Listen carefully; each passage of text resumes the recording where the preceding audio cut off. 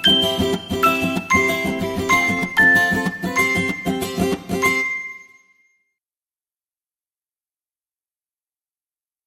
बच्चों, कैसे हैं आप सब। उम्मीद है अच्छे होंगे और पढ़ाई भी अच्छी चल रही होगी आप लोगों की। तो आज के इस लेक्चर में क्लास 10 का, जो कि आईसीएसई और सीबीएसई के हिसाब से ये बहुत ही इम्पोर्टेंट चैप्टर है, जिसको आज हम स्टार्ट करने के लिए जा रहे हैं। आईसीएसई बोर्ड के पैटर्न के हिसाब से हम करने जा रहे हैं, जो कि जिसमें कवर हो जाएगा सीबीएसई का भी पार्ट। तो जो सीबीएसई के बच्चे हैं, सीबीएसई क्लास 10 के बच्चे हैं, जिनका एग्ज़ाम अभी आने वाला है, वो भी इस लेक्चर को देख सकते हैं, और आईसीएसई के बच्चे तो देख ही सकते हैं। तो स्टार्ट करते हैं। हम आज का जो टॉपिक है वो है केमिकल बॉन्डिंग। ठीक है, आज का टॉपिक है केमिकल बॉन्डिंग। और ये जो टॉपिक है ना, ये 11th और 12th के हिसाब से भी जो बच्चे नीट का प्रिपरेशन कर रहे हैं, या फिर जो बच्चे किसी भी एंट्रेंस का इंजीनियरिंग की तैयारी कर रहे हैं, उनके लिए भी बहुत इंपॉर्टेंट ये चैप्टर है। तो एक बेसिक आइडिया हम लेते हुए चलते। सबसे पहले तो केमिकल बॉन्डिंग ये बॉन्ड क्या है। जब दो एलिमेंट्स किसी न किसी फॉर्म में एक दूसरे के साथ लिंक करते हैं और एक दूसरे के साथ स्टेबल कंडीशन में आते हैं, तो ऐसे रिलेशन को हम लोग बॉन्डिंग, ठीक है, केमिकल बॉन्डिंग कहते हैं। ठीक है, अब हम बात करते हैं। सबसे पहला जो टॉपिक है इसमें कि बॉन्डिंग कैसे होता है। तो सबसे पहले जब कोई भी एलिमेंट बॉन्ड बनाने से के लिए दो चीज़ों को ध्यान में रखता है। पहला चीज़ है ड्यूप्लेट, और दूसरी चीज़ है ऑक्टेट। ठीक है, डुप्लेट क्या है, ऑक्टेट क्या है। डुप्लेट वो होता है कि जब कोई एलिमेंट, उसका जो फर्स्ट शेल होता है, उसके अंदर 2 इलेक्ट्रॉन्स की ज़रूरत होती है। जैसे अगर हम एस शेल की बात करें तो उसके अंदर 2 इलेक्ट्रॉन की ज़रूरत होती है।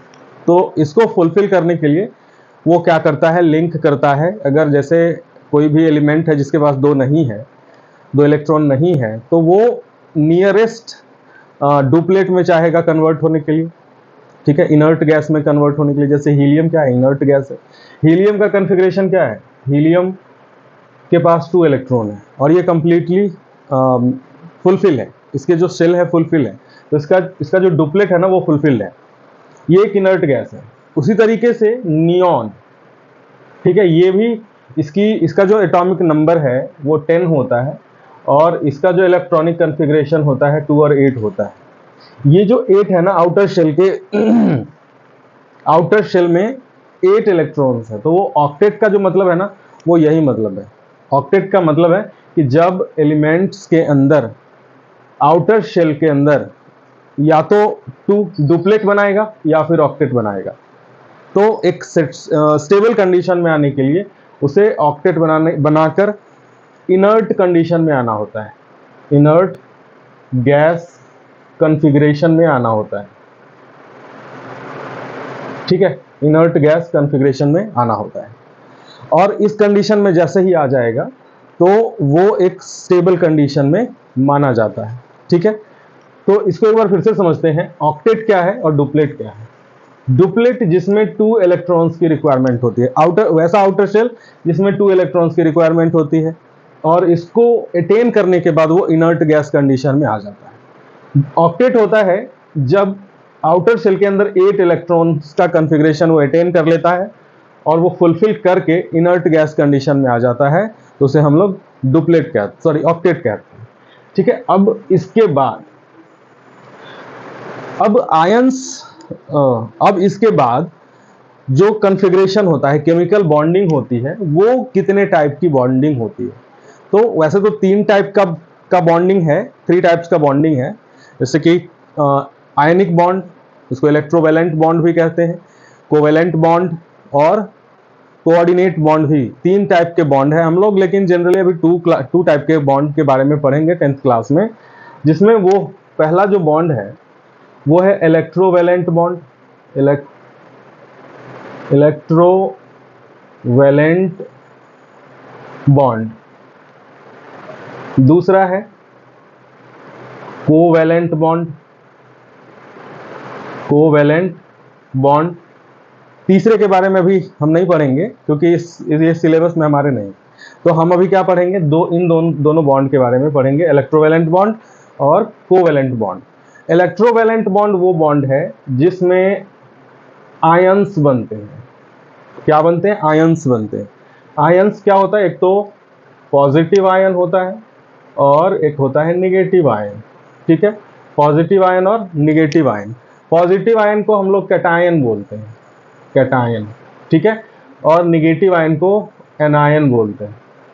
ठीक है, जब एलिमेंट्स इन दोनों कंडीशन में आ जाए, या तो पॉजिटिव आयन हो जाए या फिर निगेटिव आयन हो जाए, तो ऐसे कंडीशन को, ऐसे आयंस को हम लोग क्या बोलेंगे?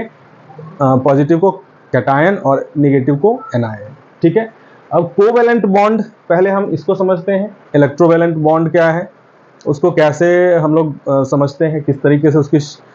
तो इसको समझने के लिए ये सीधा सीधा ये समझिए कि इलेक्ट्रोवैलेंट बॉन्ड बनाने के लिए डायरेक्टली क्या है कि ट्रांसफर ऑफ इलेक्ट्रॉन होता है।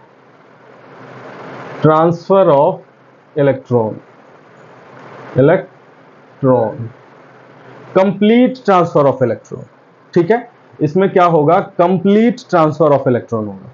मींस कि सपोज कर लीजिए कि ये एक एलिमेंट है, ठीक है, उसके आउटर शेल में एक इलेक्ट्रॉन है और दूसरा एक और एलिमेंट है, उसके आउटर शेल के अंदर सपोज कर लीजिए कि इसमें 2 फुलफिल है, उसका डुप्लेट फुलफिल है और ऑक्टेट फुलफिल नहीं है। 1 2 3 4 5 6 7। ठीक है, तो ऑक्टेट इसका फुलफिल नहीं है। तो इसमें क्या करेगा? एक यहाँ इसकी वैकेंसी बची हुई है, यहाँ पे इसको एक इलेक्ट्रॉन की रिक्वायरमेंट होगी। ये क्या करेगा? इसको कंप्लीट ट्रांसफर कर देगा। मतलब कि यहाँ से ये उठ के यहाँ आ जाएगा और यहाँ आने के बाद ये दोनों क्या होंगे? एक स्टेबल कंडीशन में इनके बीच में एक फोर्स लगेगा जिसको हम लोग बोलते हैं इलेक्ट्रोस्टैटिक फोर्स, स्टैटिक फोर्स।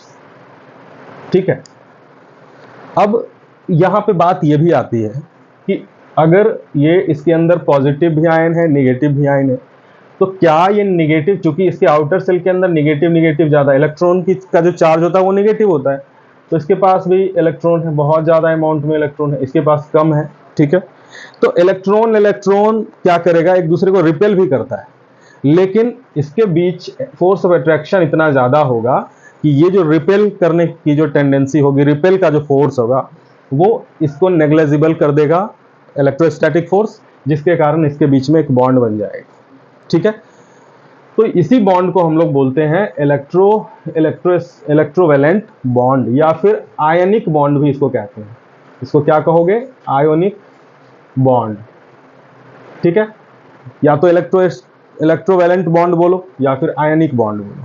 इसमें क्या होगा कि complete transfer of electron, one element से दूसरे एलिमेंट की तरफ कंप्लीट ट्रांसफर ऑफ इलेक्ट्रॉन होगा। ऐसे बॉन्ड को हम लोग इलेक्ट्रोवैलेंट बॉन्ड कहते हैं। ठीक है, चलिए अब इसके आगे ये क्लियर हो गया। एक एग्जांपल हम ले लेते हैं, जैसे हमारे पास एक है हाइड्रोजन। हाइड्रोजन का एटॉमिक नंबर कितना होता है? 1 होता है। हाइड्रोजन के पास इलेक्ट्रॉन कितना होगा? 1 इलेक्ट्रॉन है। तो इसका हम लोग थोड़ा कॉन्फ़िगरेशन देख लेते हैं। सपोज कर लीजिए कि ये हाइड्रोजन का एटम है। ठीक है, ये न्यूक्लियस है, इसके पास ये इलेक्ट्रॉन है।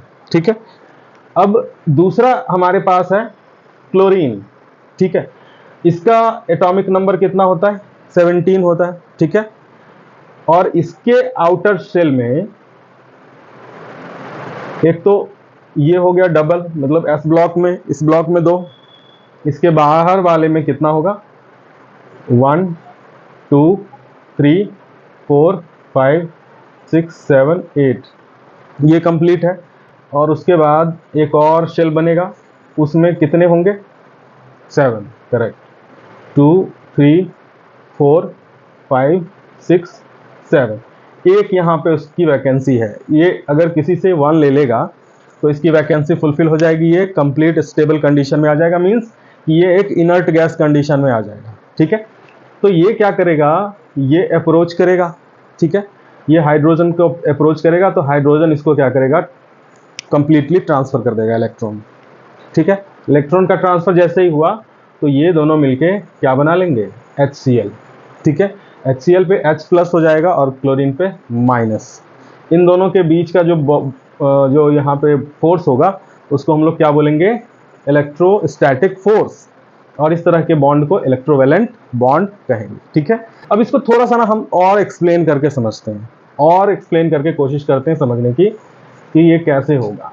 चलिए, अब इसको ना जैसे मान लीजिए कि अब ये जो रिलेशन बना, ये जो कॉम्बिनेशन बना, इसको हम लोग कैसे एनालाइज करें। जैसे हाइड्रोजन क्या करेगा, हाइड्रोजन को एनर्जी मिलेगी और हाइड्रोजन क्या करेगा, एक इलेक्ट्रॉन ये छोड़ देगा, यहाँ इस कंडीशन में आ गया। ठीक है, क्लोरीन क्या करेगा, तो फिर ये क्या होगा, क्लोरीन ये इलेक्ट्रॉन को अटेन कर लेगा और यहाँ पे ये हाइड्रोजन प्लस बन जाएगा। ठीक है, और यहाँ पे क्लोरीन माइनस हो जाएगा। यही 2 स्टेप में ये रिएक्शन होता है। फर्स्ट स्टेप में क्या होगा कि हाइड्रोजन को एनर्जी मिलेगी तो ये इलेक्ट्रॉन को छोड़ देगा और हाइड्रोजन प्लस बन जाएगा। ठीक है, और यहाँ से एक इलेक्ट्रॉन निकल के किसी के साथ भी लिंक करने के लिए वो आ जाएगा।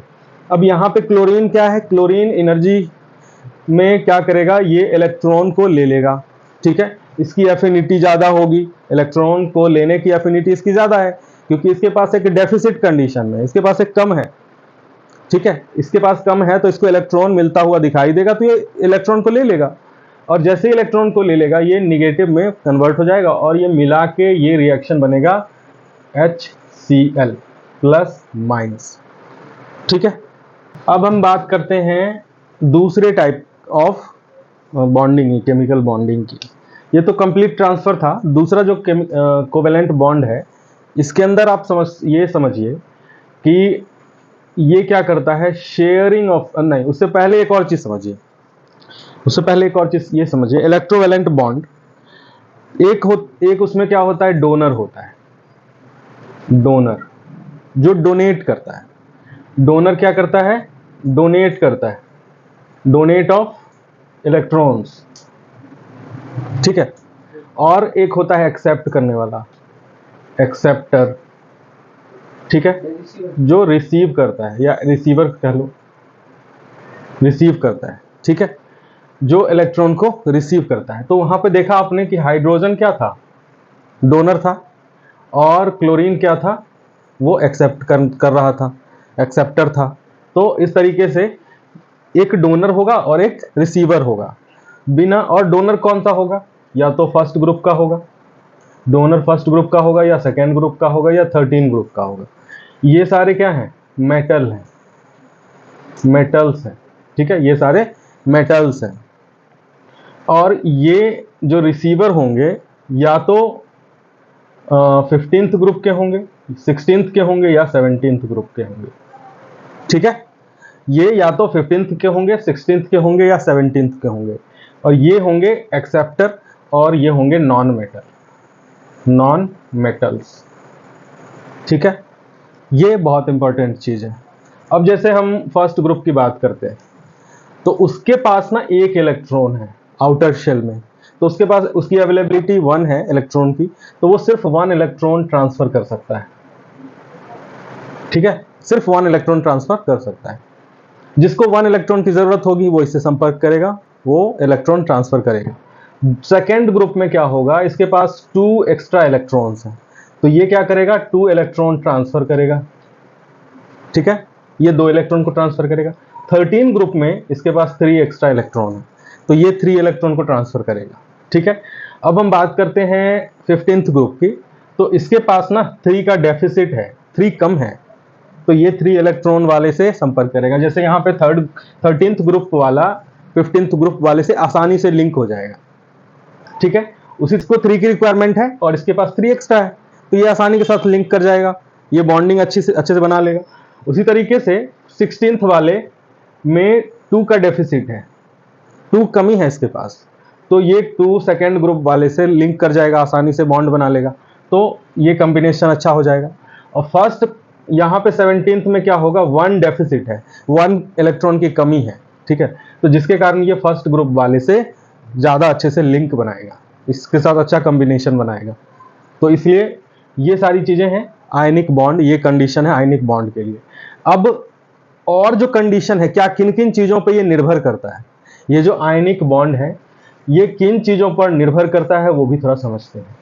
सबसे पहला जो कंडीशन है, इस जो आयनिक बॉन्ड बनाने का सबसे फर्स्ट कंडीशन जो है, सबसे पहला जो कंडीशन है आयनिक बॉन्ड बनाने का, वो है लो आयोनाइजेशन पोटेंशियल, ठीक है, या फिर हम लोग इसको कहते हैं आयोनाइजेशन एंथैल्पी, ठीक है। जैसे हमने देखा था कि हाइड्रोजन को हमने कुछ एनर्जी दिया, ठीक है, एनर्जी देने के बाद वो क्या हुआ कि उसने एक इलेक्ट्रॉन छोड़ दिया और अटेन कर लिया प्लस आयन अटेन कर लिया। तो इसको अब जैसे आयनाइजेशन पोटेंशियल क्या है, इसको हमने जितना एनर्जी दिया, जो अमाउंट ऑफ एनर्जी है, अमाउंट ऑफ एनर्जी, ठीक है। अब ये समझो क्या हुआ, अब ये समझो कि जितना ज्यादा एनर्जी उसको देंगे ब्रेक करने के लिए, तो वो मुश्किल से ज्यादा एनर्जी चाहिए तो मुश्किल से टूटेगा, इलेक्ट्रॉन को मुश्किल से छोड़ेगा। और अगर हम कम एनर्जी में इसको ब्रेक कर पाए तो इसका मतलब है कि ये बहुत एफिशिएंट है, एनर्जी एफिशिएंट है, कम एनर्जी में ही ये आसानी से इलेक्ट्रॉन को छोड़ रहा है, रिलीज कर रहा है। तो यही आयोनाइजेशन पोटेंशियल, इसी को बोलते हैं कि लो आयोनाइजेशन पोटेंशियल होना चाहिए। सबसे पहला कंडीशन है आयनिक बॉन्ड बनाने के लिए कि low ionization potential there be must, मतलब जिसका आयोनाइजेशन पोटेंशियल कम हो वो आसानी के साथ आयनिक बॉन्ड बनाएगा। तो हाइड्रोजन के केस में आयनिक बॉन्ड बनाना आसान है, ये कोवेलेंट बॉन्ड भी बनाता है, वो भी हम पढ़ेंगे, लेकिन ये आयनिक बॉन्ड भी बनाता है। जैसे हमारा सोडियम और क्लोरीन, सोडियम क्लोराइड जो कॉमन सॉल्ट है, वो भी इसी तरीके से सोडियम की भी वैलेंसी 1 और क्लोरीन की भी वैलेंसी 1, वो इजीली क्या करता है, सोडियम इजीली, बहुत इजीली इलेक्ट्रॉन डोनेट कर देता है, सॉरी डोनेट कर रहा हूँ, हाँ डोनेट कर देता है, इलेक्ट्रॉन को ट्रांसफर कर देता है, इजीली आयोनाइज हो जाता है, ठीक है। आयोनाइज होके वो क्लोरीन को इजीली वो दे देता है आयोनाइज होने के बाद। और क्लोरीन की भी टेंडेंसी, वो भी हम आगे भी पढ़ेंगे। तो सबसे पहला जो कंडीशन है वो है लो आयोनाइजेशन पोटेंशियल, कि एक इलेक्ट्रॉन लेने के लिए कितनी एनर्जी चाहिए, वही है आयोनाइजेशन पोटेंशियल। एक एलिमेंट से एनर्जी को ब्रेक करना, सॉरी इलेक्ट्रॉन को ब्रेक करना, उसमें कितना एनर्जी चाहिए। जैसे हम लोग फूड को डाइजेशन, फूड बनाते हैं ना घर में, प्रिपेयर करते हैं, तो उसके लिए हम क्या करते हैं, बर्नर, स्टोव का जो बर्नर होता है उसको ऑन करते हैं, वो होता है बर्नर, फिर उसको क्या करता है, धीरे धीरे उसको ब्रेक करता है, उसको ऐसे मतलब डाइजेस्टेबल बनाता है कि डाइजेस्ट कर सकता है हमारी बॉडी। कुछ ऐसी चीजें हैं जिसको हम लोग कच्चा खा लेते हैं, ठीक है, लेकिन कुछ ऐसी चीजें हैं जिसको हम लोग कच्चा नहीं खा पाते। तो सबसे पहला जो पॉइंट है वो है लो आयोनाइजेशन पोटेंशियल, ठीक है। दूसरा जो पॉइंट है, सेकेंड पॉइंट, हाँ no amount of energy required to plug an electron, एक इलेक्ट्रॉन लेने के लिए, उसको आयोनाइज करने के लिए, एक इलेक्ट्रॉन को आयोनाइज करने के लिए जितनी एनर्जी चाहिए, दैट इज आयोनाइजेशन पोटेंशियल। तो दूसरा, वो दूसरी चीज है। अब दूसरा टॉपिक हम चल रहे हैं, मतलब इसी में दूसरा कंडीशन भी चल रहे हैं। अब हायर इलेक्ट्रॉन एफिनिटी, ठीक है। Higher electron affinity, affinity means क्या होता है, लव, जिसकी इलेक्ट्रॉन के लिए बहुत ज्यादा हायर एफिनिटी हो, यानी कि उस इलेक्ट्रॉन को लेने की, इलेक्ट्रॉन को अपने पास लाने की एफिनिटी बहुत ज्यादा, उसके पास इलेक्ट्रॉन के लिए बहुत ज्यादा लव हो, ठीक है। तो ऐसे एलिमेंट भी आयनिक बॉन्ड बनाने में सक्सेसफुल होते हैं, ठीक है। हायर इलेक्ट्रॉन एफिनिटी मतलब कि उसको, अब जैसे कोई एक आदमी है, उसको भूख लगी है, अगर उसको भूख लगी है, उसको खाना खाने के लिए पूछोगे तो क्या कहेगा, हाँ हाँ बिल्कुल खा लेंगे सर, है ना सर, बिल्कुल लगा दीजिए, तैयार है हम। भूख लगी है उसको, तो वो आसानी से लेने के लिए तैयार हो जाएगा भोजन।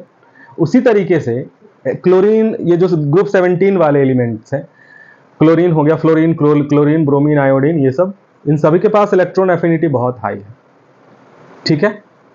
ऐसे ही कुछ और एलिमेंट्स हैं जिसको किसी पर्टिकुलर एलिमेंट्स से एफिनिटी बहुत ज़्यादा, जैसे एल्यूमिनियम को ऑक्सीजन से बहुत ज़्यादा एफिनिटी है, ऑक्सीजन से बहुत लव करता है, वो आसानी से कंबाइन हो जाता है ऑक्सीजन से, एल्यूमिनियम। ठीक है, तो यहां समझो कि higher electron affinity, affinity means कि उसको रिक्वायरमेंट, उसकी ज़रूरत, उसकी चाहत, इलेक्ट्रॉन एफिनिटी, दो कंडीशन हो गया। ठीक है, अब जैसे मान लो कि किसी को इलेक्ट्रॉन की ज़रूरत नहीं है, कितना भी कुछ करोगे, कितनी भी एनर्जी दे दोगे, वो इलेक्ट्रॉन लेने के लिए तैयार ही नहीं होगा। ठीक है, एक अमीर आदमी को तुम पैसे का लोभ दिखाओगे तो वो आएगा, कहेगा कि नहीं मुझे चाहिए, ज़रूरत नहीं है। ठीक है, उसकी एफिनिटी उतनी नहीं है। लेकिन एक गरीब आदमी को तुम पैसे का बताओगे कि मैं दूसरे पे मैं नहीं कह रहा हूँ जाने के लिए, बस एक एग्जाम्पल दे रहा हूँ। बहुत ऐसे हैं जो कि गरीब आदमी भी ऐसे हैं जो कि लोभ में नहीं है, लोभी नहीं है, अपने मेहनत से कमाते हैं। लेकिन मैं एक बात बता रहा हूँ, एक समझने के लिए, समझाने के लिए, कि जिसके पास पैसे की कमी होगी उसको कुछ काम बताओगे पैसे दिखा के, तो वो उस काम को ज़्यादा % चांस है कि वो कर लेगा और उससे वो पैसे कमाएगा। ठीक है, तो वही चीज़ है कि जिसकी एफिनिटी इलेक्ट्रॉन के लिए ज़्यादा होगी तो वो, ठीक है, वो आसानी के साथ ये बॉन्ड में आ जाएगा, इलेक्ट्रोवैलेंट बॉन्ड में आसानी के साथ वो आ जाएगा। ठीक है, दूसरा कंडीशन हो गया। अब तीसरा जो कंडीशन है, थर्ड कंडीशन ये कहता है, हाँ, लार्जेस्ट इलेक्ट्रो निगेटिविटी। इन तीनों का मतलब तो यही है ना, जो सबसे ज्यादा नॉन मेटेलिक होगा भाई। नॉन मेटेलिक होगा तो क्या, तीनों की क्वालिटीज होती है ना नॉन मेटेलिक एलिमेंट। नहीं, मैं जैसे मान लो एक डोनर है, ठीक है, तो नॉन मेटेलिक को तो बस इलेक्ट्रॉन चाहिए। डोनर कौन होगा, डोनर मेटल होगा। तो सिर्फ नॉन मेटेलिक के ऊपर ही तो नहीं डिपेंड करेगा ना। ये तीनों पॉइंट भी अगर मान लो कि, चलो मैं समझ गया, मान लिया कि क्लोरीन, ठीक है, क्लोरीन है ग्रुप 17 का, ठीक है, 16 का हो गया ऑक्सीजन, और 15 का हो गया नाइट्रोजन। इसकी वैलेंसी 1 है, इसकी वैलेंसी 2 है, ठीक है, इसकी वैलेंसी 3 है। इसमें ये डेफिसिट है, मतलब कि क्लोरीन अगर ये अटेन करेगा तो ये -1 में जाएगा, ये जाएगा -2 में, ये जाएगा -3। ठीक है, तो ये कह रहा है कि इस जो डोनर है उसके और इलेक्ट्रॉन जो जिसके पास कम है उसके बीच का डिफरेंस काफ़ी होना चाहिए, लार्जेस्ट होना चाहिए, अपोजिट होना चाहिए। मान लो कि अब जिसके पास ग्रुप 13 का जो एलिमेंट है, ग्रुप 13 में बोरोन है ना, नहीं बोरोन नहीं, बेरेलियम, बोरोन है ना, बोरोन, इसकी वैलेंसी कितनी है, 3 है। ठीक है, तो ये कितना है, +3, बोरोन +3 होता है, बोरोन कितना है, 5 नंबर। ठीक है, उसकी जो वैलेंसी होगी +3 होगी। वो बोरोन क्या है, मेटल है। ठीक है, वो उसके पास 3 एक्स्ट्रा है, इसका एटॉमिक नंबर 5 है, कॉन्फ़िगरेशन 2-3 है। ठीक है, 2-3, तो इसके आउटर शेल के अंदर कितना है, 3 है, और इसको और कितना चाहिए, 5 और चाहिए। तो ये 5 लेना मुश्किल है, 3 डोनेट कर देना आसान है एज कम्पेयर टू 5 किसी से लेना। ठीक है, तो ये 3+ के कंडीशन में जाएगा, 3+ के कॉन्फ़िगरेशन में जाएगा, किसी को ये डोनेट कर देगा। डोनेट करने के बाद इसके पास क्या होगा, डुप्लेट बचेगा, डुप्लेट इसका कंप्लीट होगा। ठीक है, तो ये बोरोन किसके साथ आसानी से कंबाइन कर जाएगा, इसके साथ कंबाइन कर जाएगा, बोरोन नाइट्रोजन के साथ आसानी से इसके साथ कंबाइन कर जाएगा। उसी तरीके से क्लोरीन के साथ क्या कौन करेगा, सोडियम कर लेगा, लिथियम कर लेगा। ठीक है, ये क्लोरीन इस वाले ग्रुप, क्योंकि ये फर्स्ट ग्रुप का है, इसमें 1 एक्स्ट्रा, इसमें 1 का डेफिसिट है, तो ये आसानी के साथ कंबाइन कर लेगा। एक ये है +1 और ये है -1। ठीक है, तो इसके बीच का जो डिफरेंस है, अब मान लो कि ये कंबाइन करेगा ऑक्सीजन के साथ, बनाएगा, नाइट्रोजन के साथ भी बनाएगा, लेकिन ये आसानी के साथ नहीं बनाएगा। इसके लिए इसको थोड़ा एक्स्ट्रा एफर्ट डालना पड़ेगा, और इसमें बहुत आसानी के साथ क्लोरीन के साथ बना लेगा, ब्रोमीन के साथ बना लेगा, आयोडीन के साथ बना लेगा, फ्लोरीन के साथ बना लेगा। ठीक है, क्योंकि इसकी भी वैलेंसी 1 है, इसकी भी वैलेंसी, इसके पास 1 कम है और इसके पास 1 ज़्यादा है। ठीक है, तुम्हारे पास एक बुक है, मेरे पास भी एक बुक है, तुम्हें वो पढ़ना है, मुझे वो पढ़ना है ना, तो वो आसानी से वो क्या होगा, एक्सचेंज होगा। वो मैं कोवेलेंट की बात नहीं कर रहा हूं, मैं एग्जांपल दे रहा हूं कि इजीली वो हो जाएगा ना, बॉन्ड बन जाएगा। तो वही चीज है कि ये तीनों चीज, ये तीन फैक्टर बहुत इंपॉर्टेंट हैं जो कि इलेक्ट्रोवैलेंट बॉन्ड बनाने में काम आते हैं। इन तीनों को बहुत ध्यान से समझेंगे। अब हम इस पे थोड़ा सा ना, जो हम पिछले क्लास में, पिछले चैप्टर में जो हमने पढ़ा था पीरियोडिक क्लासिफिकेशन, उसको भी थोड़ा समझते हैं। पीरियोडिक क्लासिफिकेशन तब जाके और क्लियर होगा। अब ये तुम मुझे बताओ कि फर्स्ट ग्रुप में जब हम डाउन द ऑर्डर जाते हैं और राइट में जाते हैं, तो यहाँ क्या होता है और यहाँ क्या होता है? अगर हम क्या इंक्रीज होता है? मेटेलिक कैरेक्टर, ठीक है, और राइट जाते हैं तो डिक्रीज होता है मेटेलिक कैरेक्टर। इधर जाके मेटेलिक कैरेक्टर डिक्रीज होता है। ठीक है, इधर नॉन मेटेलिक कैरेक्टर इंक्रीज होता है, इधर मेटेलिक कैरेक्टर डिक्रीज होता है, सॉरी इंक्रीज होता है। क्यों इंक्रीज होता है? क्योंकि ये जैसे जैसे डाउन द ग्रुप जाते हैं तो उसके एटम का साइज बड़ा होता चला जाता है। ठीक है, और उसके न्यूक्लियस से दूरी हो जाती है, बढ़ती चली जाती है, एटम का एटॉमिक रेडियस बढ़ता चला जाता है, जिसके कारण इसमें से इलेक्ट्रॉन को लेना बहुत इजी हो जाता है। अब जैसे हम कंपेयर करें हाइड्रोजन और पोटेशियम की, या फिर उससे पहले सोडियम की या लिथियम की या हाइड्रोजन की, तो सबसे आसानी से इन चारों में पोटेशियम से चला जाएगा, और सबसे मुश्किल से इसमें जाएगा। इसमें ज़्यादा एनर्जी चाहिए, इसमें उससे बहुत कम एनर्जी चाहिए। इन दोनों को कंपेयर करें तो लिथियम में ज़्यादा एनर्जी चाहिए, सोडियम में कम एनर्जी चाहिए, और इन चारों में से सबसे कम एनर्जी इनमें चाहिए। ठीक है, तो ये क्यों? क्योंकि इसके साइज पहले छोटे थे, फिर बड़े हुए, फिर और बड़े हुए, फिर और बड़े हुए। तो यहाँ से जो न्यूक्लियस है, यहाँ पे पॉजिटिव चार्ज है, यहाँ से यहाँ इस इलेक्ट्रॉन का जो डिस्टेंस है, एटॉमिक रेडियस उसको बोलते हैं, ये बड़ा हो गया, तो इसके ऊपर इसकी पकड़ ढीली हो गई, मतलब इसका जो स्ट्रेंथ है, फोर्स है, तो ये कमजोर हो गया, जिसके कारण ये इजीली क्या होगा, डोनेट कर देगा, आयनाइज हो जाएगा। ठीक है, तो एक तो ये कंडीशन हो गया। दूसरा, इसमें क्या है, जब हम इस तरफ जाते हैं तो नॉन मेटेलिक कैरेक्टर इधर बढ़ता है। ठीक है, इधर जैसे जैसे बढ़ते जाएंगे नॉन मेटेलिक कैरेक्टर बढ़ेगा, तो इसको ये क्या करेगा, लेने की टेंडेंसी इसकी आएगी, इलेक्ट्रॉन एफिनिटी बढ़ती चली जाएगी। ठीक है, इसके साइज क्या होंगे, पहले तो घटेंगे, और फिर जब इनर्ट गैस पे आएंगे तो मैंने बताया था आपको कि बड़ा हो जाता है। जैसे फर्स्ट मतलब हाइड्रोजन को छोड़ दो, उसके नीचे वाला सेकंड ग्रुप में चलो लिथियम, तो लिथियम के सबसे लास्ट में क्या है, नियॉन। ठीक है, नियॉन पहले देखा था कि लिथियम का साइज ये था, उसके बाद साइज ये था, ऐसे छोटे छोटा होते होते होते और सडनली नियॉन में थोड़ा बड़ा हो जाता है, उसका ऑक्टेट कंप्लीट है। ठीक है, उसके बीच में आयंस एक दूसरे को रिपल्सिव फोर्स भी लगा रहा है, और अट्रैक्शन भी है, फोर्स ऑफ अट्रैक्शन भी है पॉजिटिव और नेगेटिव में, लेकिन यहाँ रिपल्सिव फोर्स भी है, तो जिसके कारण इसका एटॉमिक साइज, ये क्वेश्चन भी मैंने दिया था टेस्ट में कि इसका क्यों ऐसा होता है। ठीक है, तो तुमने गलती कर दिया था। चलो, तो ये चीजें हैं इलेक्ट्रोवैलेंट बॉन्ड या आयनिक बॉन्ड में, ये तीन कैरेक्टर इंपॉर्टेंट होता है। अब हम बात करेंगे कोवैलेंट बॉन्ड की। कोवैलेंट बॉन्ड में क्या होता है, शेयरिंग ऑफ इलेक्ट्रॉन होता है, शेयरिंग ऑफ इलेक्ट्रॉन्स। शेयरिंग मतलब क्या, जैसे हम लोग देखते हैं ना, शेयरिंग इज केयरिंग, मतलब बांट चूट खाए राजा घर जाए। मम्मी पापा हम लोग को पढ़ाते थे, बोलते थे बचपन में कि बांट चूट खाए राजा घर जाए, मतलब ऐसे कहावत थी, लेकिन सही बोलते। तो ये होता है शेयरिंग, बचपन से पढ़ाया जाता है, सिखाया जाता है हम लोगों को। तो इसमें जो कोवैलेंट बॉन्ड है, जैसे ऐसा है ना कि बहुत सारे ऐसे हैं जो कि आयनिक बॉन्ड नहीं बना सकते, तो वो क्या करें, उनके बीच में बॉन्ड नहीं बनेगा क्या? बताओ, बॉन्ड बनेगा? बनेगा ही। क्यों बनेगा? शेयरिंग से बनेगा, एक दूसरे के लिए सेक्रीफाइस करेंगे, शेयर करेंगे। एक रिसोर्स है हमारे पास, उसको हम भी यूज कर रहे हैं, आप भी यूज कर, यही है शेयरिंग।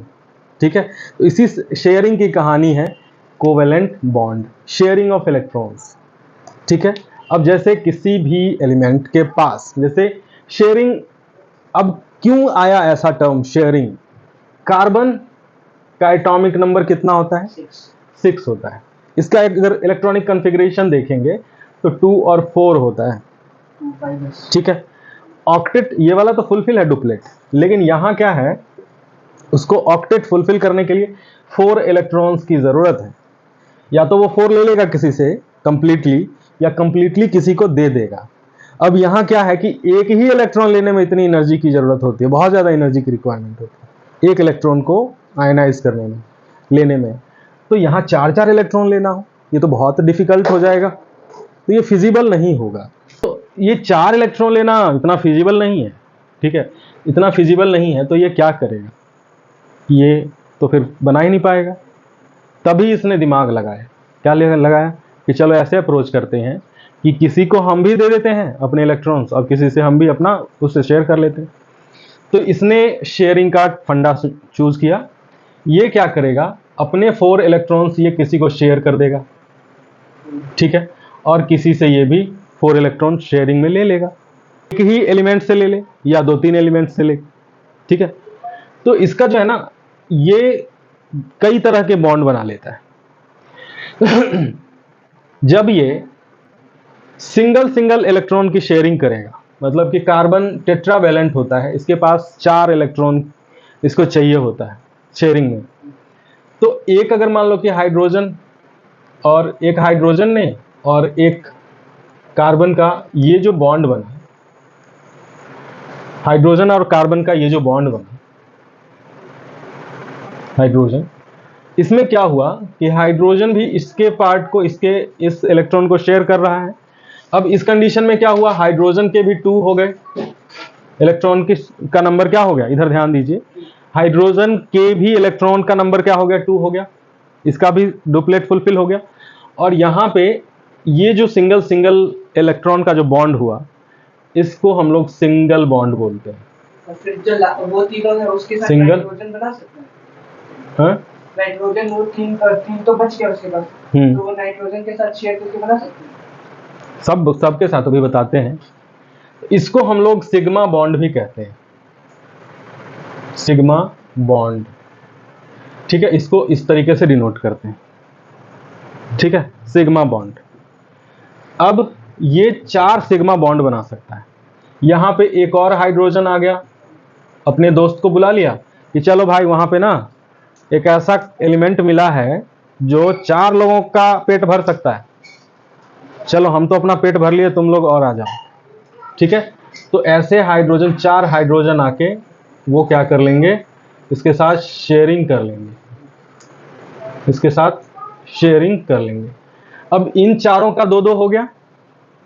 अब यहां ध्यान दो कि ये इस कार्बन का भी 8 हो गया कंप्लीट, 1 2 3 4 5 6 7 8 अच्छा हाँ हो गया। कंप्लीट हो गया ना, खेला हो गया। तो ये कार्बन के पास भी 8 हो गया आउटर शेल में, और हर एक हाइड्रोजन के पास 2-2 हो गया, ऑक्टेट हो गया। उससे उसकी ज्यादा जरूरत है ही नहीं, 1 ही इलेक्ट्रॉन उसको चाहिए, तो सिंगल सिंगल बॉन्ड बना लिया। ऐसे बॉन्ड को हम लोग सिंगल बॉन्ड भी बोलते हैं और सिग्मा बॉन्ड भी बोलते हैं, ठीक है। अब अगर मान लो कि कोई ऐसे एलिमेंट भी आ जाए, वो कहे कि भैया हमारे पास 2 एलिमेंट है, 2 इलेक्ट्रॉन है, हमारे साथ नहीं करोगे क्या शेयरिंग, तो बोलेगा हाँ भाई करेंगे, क्यों नहीं करेंगे। तो अब कार्बन क्या करेगा, यहाँ पे सपोज कर लो कि अभी हमारे पास यहाँ हाइड्रोजन है और यहाँ पे भी हाइड्रोजन है, ठीक है। तो ये इसके साथ तो कर लिया, अब इसके पास 2 बचा हुआ है। अब 2 किसके पास है, 2 इधर आ गया, 2 होता है ऑक्सीजन के पास। इसके आउटर शेल में 2 इलेक्ट्रॉन की क्या होती है, कमी होती है, ठीक है। बोलेगी क्या? अभी बताते हैं क्या बोलेंगे। 2 इलेक्ट्रॉन क्या करेगा, ये अपना इसको दे देगा और इससे अपना ये ले लेगा। अब इसकी ऑक्टेट भी फुलफिल हो गई। पहले इसके पास क्या था, 2 और 6, इसके पास 2 कमी थी, कार्बन ने इसको क्या कर दिया, शेयर कर लिया, इसके साथ शेयरिंग कर ली, तो ये अब ये 2 8 हो गया ऑक्सीजन। और यहाँ पे ये कार्बन का भी 8 हो गया, 4 2 2 4 और 4 8। अब यहाँ 2 इलेक्ट्रॉन का की जो शेयरिंग हुई, इसको हम लोग बोलेंगे डबल बॉन्ड। ये जो बॉन्ड बना इसको हम लोग बोलेंगे डबल बॉन्ड। डबल बॉन्ड को हम लोग बोलते हैं पाई बॉन्ड, पाई बॉन्ड, ठीक है। इसको क्या बोलेंगे? Pi bond. जहां डबल बॉन्ड आपको दिखे ये क्या हो जाएगा? पाई बॉन्ड हो जाएगा। ठीक है, तो ये क्लियर हो गया आपको सर कि कार्बन अपनी ग्रुप वाले के साथ क्यों नहीं अपना वो कर लेता बॉन्ड बना लेता? बनाता है, तो वो तो ज्यादा इजी पड़ेगा उसको। बनाता है, उसके साथ भी बनाता उसको एक और चाहिए, उसको बिना शेयरिंग के ही होगा। है। लेकिन हमको जो पढ़ना है हम वही करेंगे ना, हम अच्छा, उसके बारे में पढ़ेंगे। अगर 3 एलिमेंट का है तो उसको ट्रिपल बॉन्ड बोलेंगे। अभी बताते हैं, वीडियो भी बन रहा है, ये भी चल एडिट कर लेंगे। ठीक है, ये समझ में आया? डबल बॉन्ड तक आ गया समझ में? अब हम लोग थोड़ा ना इसको और आगे लेके चलते हैं। अब हम बात करते हैं ऑक्सीजन के साथ क्या हुआ? डबल बॉन्ड बना लिया। ठीक है, अब हमारे इसके पास अगर कार्बन, इधर क्या हुआ कि एक हाइड्रोजन के साथ तो जुड़ा हुआ है ही, हाइड्रोजन। ठीक है, अब इसके पास ना 3 इलेक्ट्रॉन वाला एक स्पीसीज आ गई, एक एलिमेंट आ गई जिसके पास 3 इलेक्ट्रॉन की कमी थी, जिसको हम लोग नाइट्रोजन के नाम से जानते हैं। ठीक है, नाइट्रोजन आएगा, बोलेगा कि भैया सबके साथ तो कर ही लिए, हमारे साथ भी कर लीजिए शेयरिंग, हमें भी स्टेबल कंडीशन में दीजिए, रखिए। तो ये क्या करेगा? ये इस तरीके से 3 इलेक्ट्रॉन्स का पेयर बनाएगा और ऐसे बॉन्ड को हम लोग ट्रिपल बॉन्ड कहते हैं। ये जो बॉन्ड होगा इसको बोलेंगे ट्रिपल बॉन्ड। अगर कार्बन और इसमें, इस ट्रिपल बॉन्ड में एक सिग्मा बॉन्ड है और 2 पाई बॉन्ड है। ठीक है, उसमें पाई बॉन्ड था, डबल बॉन्ड पाई बॉन्ड बनता है, और इसमें एक सिग्मा बॉन्ड बनेगा और एक पाई बॉन्ड बनेगा। ये हम लोग अभी नहीं पढ़ना है हमें, बस मैं बता रहा हूँ इंफॉर्मेशन के लिए, आपको बता रहा हूँ कि ये ऐसे ये बॉन्ड बना ले। ठीक है, सर अगर कार्बन और सिलिकॉन बॉन्ड बनाएगा तो उसको इलेक्ट्रोवैलेंट बॉन्ड बोलेंगे या फिर कोवैलेंट? कोवैलेंट। क्यों? क्योंकि वो शेयरिंग करेगा, क्योंकि सिलिकॉन के पास भी 4 ही चाहिए, उसके पास भी 4 एक्स्ट्रा है और 4 चाहिए ही। ठीक है, तो वो क्या, कौन सा बॉन्ड बनाएगा? वो बनाएगा कोवैलेंट। Covalent bond. अगला जो टॉपिक है हमारा वो है इलेक्ट्रॉन डॉट स्ट्रक्चर।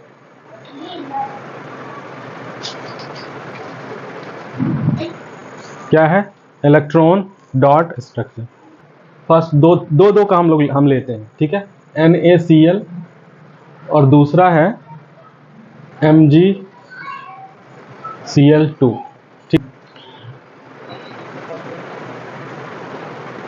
ठीक है, MgCl2, NaCl और MgCl2, इन दोनों का डॉट स्ट्रक्चर हम लोग देखेंगे।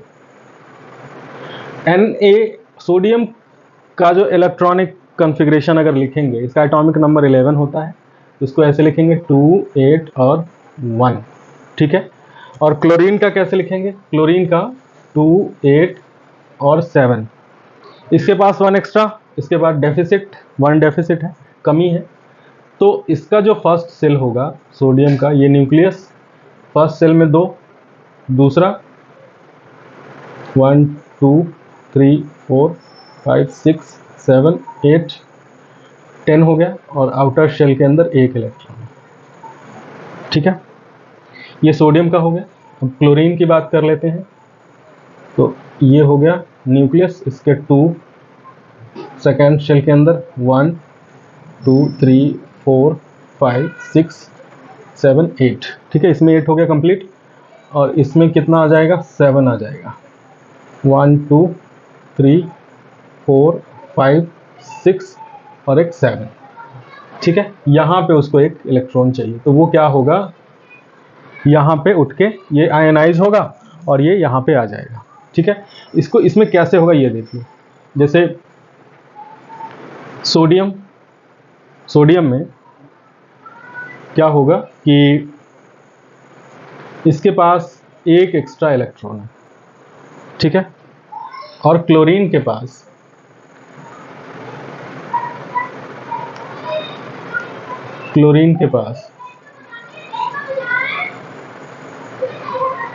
ठीक है, कितने हो गए? 7 हो गए। 1 इसको चाहिए, तो ये क्या करेगा? इसको ट्रांसफर कर देगा। ठीक है, अब इसमें क्या बन जाएगा? Na सी प्लस हो जाएगा, और यहाँ पे Cl क्या हो जाएगा? एक तो यहाँ पे आ जाएगा सोडियम वाला, Cl माइनस। ठीक है, और इस तरीके से ये हो जाएगा Cl माइनस 1। उसको करने की जरूरत नहीं। तो ये Cl, लिखना पड़ेगा मतलब this is cut। अगर डॉट स्ट्रक्चर कहा जाए तो इस तरीके से हम डॉट स्ट्रक्चर नीचे में लिखेंगे। वो भी लिख सकता है इसका कॉन्फ़िगरेशन 2887 इसको। यहाँ पे इसमें लिखेंगे 288। इसमें तो ठीक है, आयोनाइज होने से पहले हाँ ये इसमें नहीं होगा, यही होगा। यहाँ हो जाएगा ये 28 और ये हो जाएगा 288। ठीक है, ये हो गया NaCl का। एक बनाए रुक जाइए, क्लो बना लो, तुम बना लो, इसको बना। Mg, यहाँ Cl को रहने देते हैं, मैग्नीशियम। ठीक है, थोड़ा इसको सेंटर में लेते हैं। मैग्नीशियम का क्या होता है? 12, करेक्ट। तो इसको लिखेंगे 2, 8 और 2। तो इसके आउटर में कितना होगा? 2 इलेक्ट्रॉन होगा, और इसके पास इसका होता है 2, 8, 7। ठीक है, तो इसके पास 2 है, तो एक और क्लोरीन हम लोग ले लें। इसके पास भी क्या है? 2, 8 और 7। ठीक है, इसके पास भी 7 है, यहाँ पे इसके पास भी 7 है। ठीक है, तो एक क्या करेगा? इसको ट्रांसफर कर देगा, और दूसरा यहाँ पे ट्रांसफर कर देगा। ठीक है, तो अब ये क्या बना देगा? MgCl2। ये हो जाएगा Mg+2, और ये हो जाएगा Cl -2 नीचे 2। ये यहाँ पे 2। अच्छा समझ गया। ठीक है, इसको और अगर हम अच्छे से दिखाएं, जिस तरीके से पहले वाले को दिखाए थे, तो यहाँ पे ऐसे दिखा सकते हैं, Mg plus Cl, plus Cl। एक तो यहाँ पे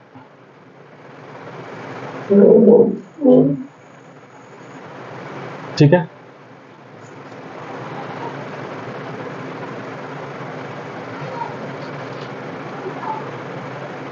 इस तरीके से दिखा सकते हैं। तो कल के लास्ट वीडियो में हमने आयनिक बॉन्ड और कोवेलेंट बॉन्ड के बारे में स्टडी की थी। आज हम उस कोवेलेंट बॉन्ड के टाइप्स के बारे में जानने की कोशिश करेंगे कि वो किस टाइप के होते हैं। तो आइए, कोवेलेंट बॉन्ड को ना हम लोग मॉलिक्यूलर बॉन्ड भी कहते हैं, क्योंकि वो जब एक बॉन्ड में आता है ना, तो वो मॉलिक्यूल्स भी फॉर्म करता है। जैसे अगर आप देखें, हाइड्रोजन और क्लोरीन को HCl, ये एक मॉलिक्यूल हो गया। वाटर H2O, ये भी एक मॉलिक्यूल हो गया।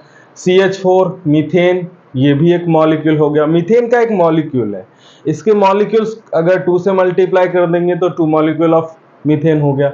इसको भी 2 से मल्टीप्लाई कर देंगे तो 2 मॉलिक्यूल ऑफ HCl हो गया।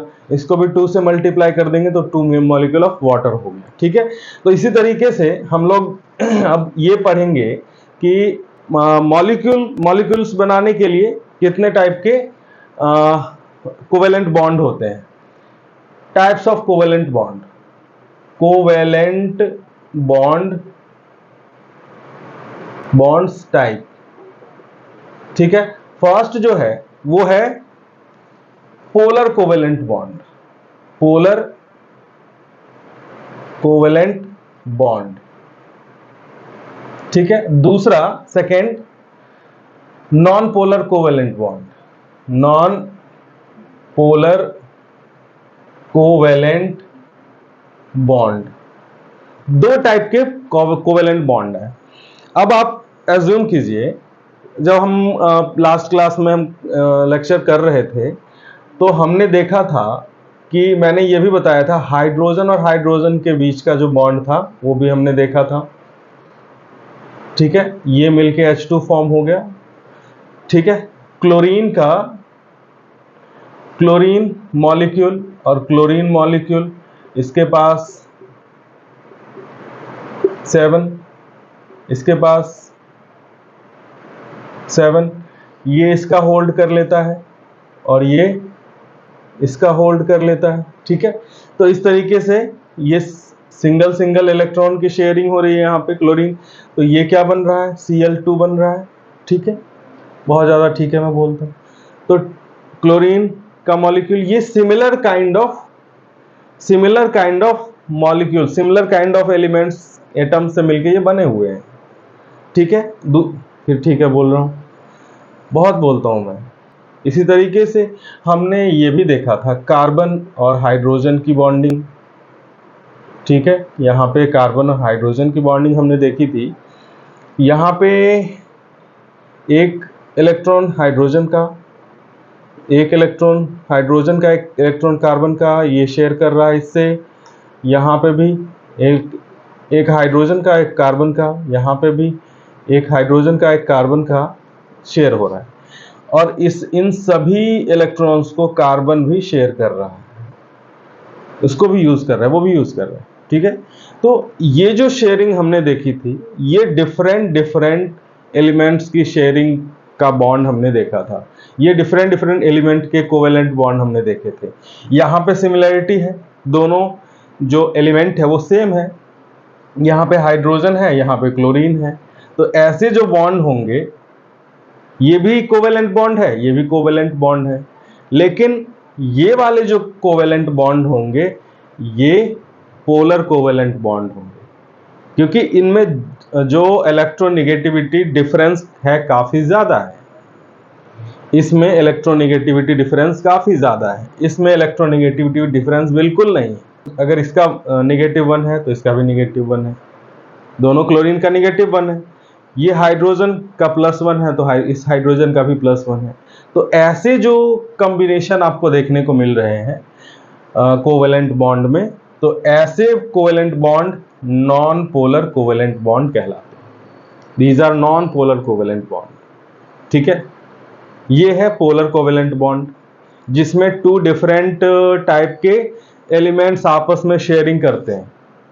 वन सिंगल ही शेयर कर रहा है। ये ध्यान रखना है कि पोलर के लिए जो इलेक्ट्रोनेगेटिविटी डिफरेंस होना चाहिए वो ज्यादा होना चाहिए, मैक्सिमम होना चाहिए। ठीक है, मैक्सिमम होना चाहिए तभी। अच्छा, अब हम ये बात करते हैं, जैसे हमने आयनिक बॉन्ड के कंडीशन को समझा था कि आयनिक बॉन्ड किन कंडीशंस को लेके वो बॉन्ड बनाता है, उसी तरीके से कोवेलेंट बॉन्ड भी कुछ कंडीशंस को फॉलो करता है। ठीक है, नेगेटिव वाला क्या होता है, एक बार फिर से बता दीजिए। वही बता रहा हूं मैं। ठीक है, तो सबसे पहला जो कोवेलेंट बॉन्ड बनाने का जो कैरेक्टरिस्टिक है, उसके लिए जो रिक्वायरमेंट है वो ये है। फर्स्ट रिक्वायरमेंट ये है, जब कोवेलेंट बॉन्ड इसके पास क्या होने चाहिए, 4 और more electrons in valence shell. तो या तो 4 इलेक्ट्रॉन होने चाहिए या 4 से ज्यादा इलेक्ट्रॉन होने चाहिए उसके वैलेंस शेल में, तभी ये कोवेलेंट बॉन्ड बनाएगा, नहीं तो आयनिक बॉन्ड बना लेगा। ठीक है, दूसरा क्या है, सेकेंड ये कह रहा है दे शुड हैव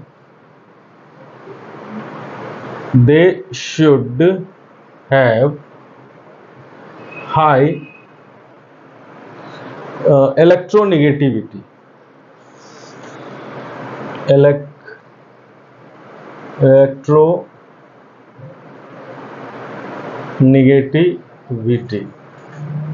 इलेक्ट्रोनेगेटिविटी क्या होना चाहिए, हाई होना चाहिए। Electronegativity should be high. Electronegativity high नहीं होगी तो वो क्या होगा, फिर वो कंबाइन नहीं करेगा, कोवेलेंट बॉन्ड नहीं बनाएगा। ठीक है, तो इलेक्ट्रोनेगेटिविटी बहुत हाई होनी चाहिए। थर्ड कंडीशन ये कह रहा है दे should have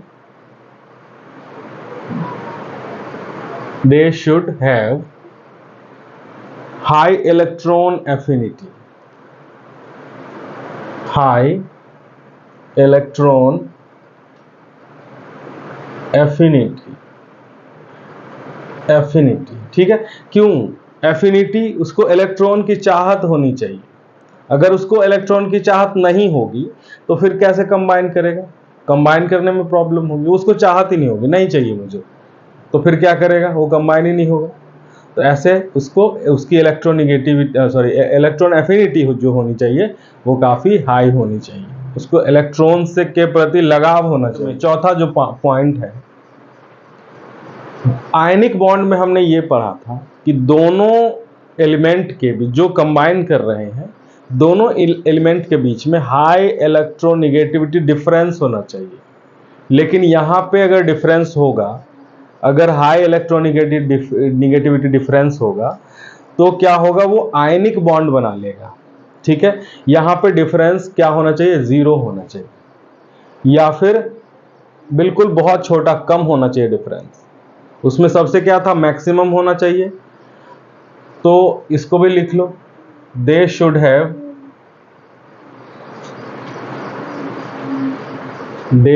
have zero electronegativity।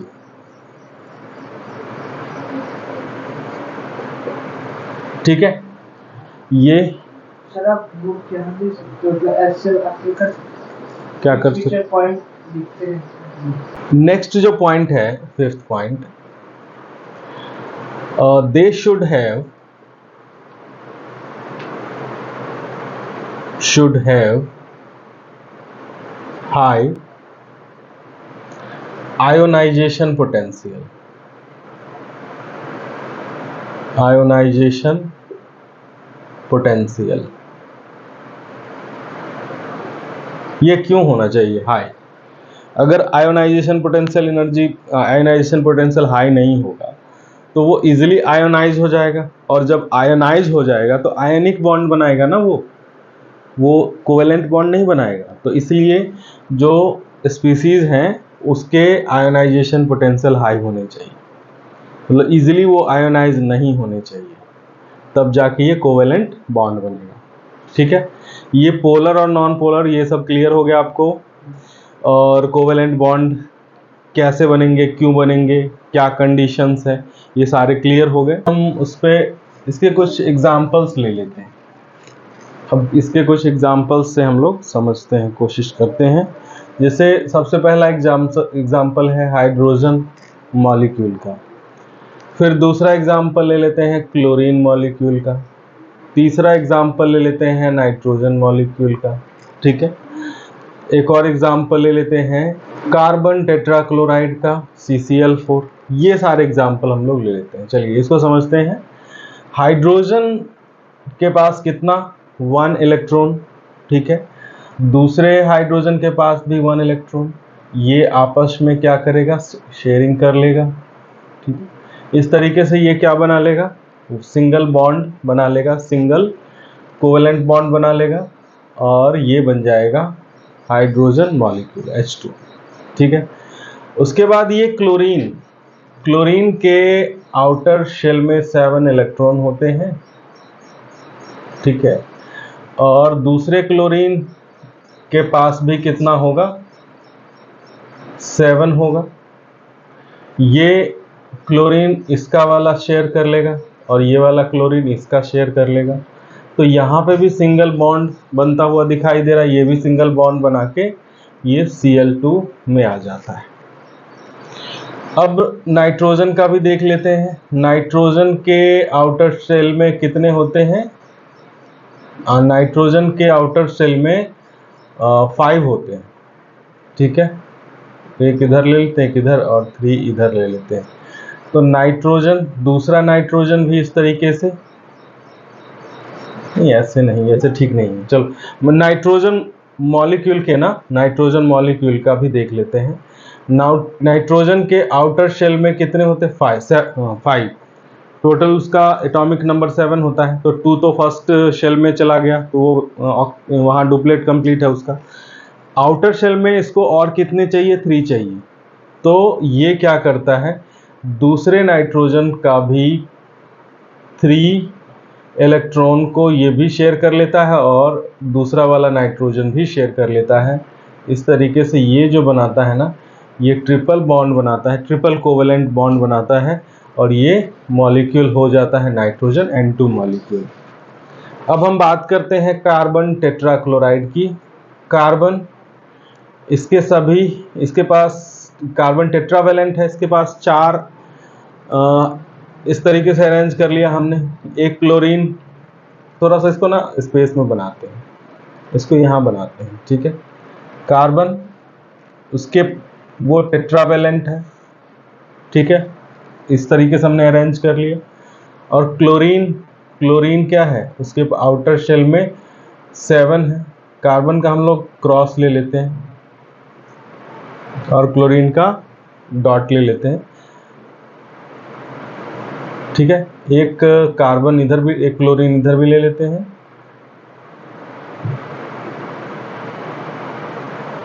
ठीक है। एक क्लोरीन यहाँ पे आ जाएगा,